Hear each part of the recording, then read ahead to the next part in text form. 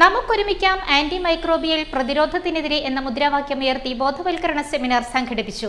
ആലപ്പുഴ വനിതാ ശിശു ആശുപത്രിയുടെ ആഭിമുഖ്യത്തിലാണ് പരിപാടി സംഘടിപ്പിച്ചത്. നമുക്കൊരുമിക്കാം ആന്റി മൈക്രോബിയൽ പ്രതിരോധത്തിനെതിരെ എന്ന മുദ്രാവാക്യമുയർത്തി ബോധവൽക്കരണ സെമിനാർ സംഘടിപ്പിച്ചു. ആലപ്പുഴ വനിതാ ശിശു ആശുപത്രിയുടെ ആഭിമുഖ്യത്തിലാണ് പരിപാടി സംഘടിപ്പിച്ചത്.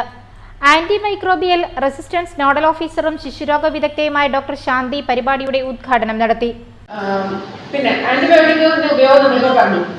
ആന്റിബയോട്ടിക് മനുഷ്യന് മാത്രമാണ് ഉപയോഗിക്കുന്നത്, അല്ല മൃഗങ്ങൾക്കൊക്കെ അസുഖം വന്നാലും ആന്റിബയോട്ടിക് ഉപയോഗിക്കുന്നുണ്ട്.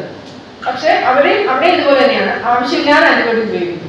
മൃഗങ്ങളെ ട്രീറ്റ് ചെയ്യാൻ മാത്രമല്ല, മൃഗങ്ങളുടെയും പക്ഷികളുടെയും മത്സ്യങ്ങളുടെയും ഒക്കെ വളർച്ച കൂട്ടും എന്നുള്ള ഒരു തെറ്റിദ്ധാരണയുടെ പുറത്ത് അവരുടെ ഭക്ഷണത്തിൽ, മൃഗത്തിന്റെ തീറ്റയിലും പക്ഷി തീറ്റയിലും ഒക്കെ ആന്റിബയോട്ടിക് വെച്ചിരിക്കുക. അവർ വിചാരിക്കുന്നത് ഇത് കഴിച്ചാൽ മൃഗങ്ങൾക്ക് അസുഖം വരത്തില്ല, അപ്പൊ അവരുടെ വളർച്ച കൂടും.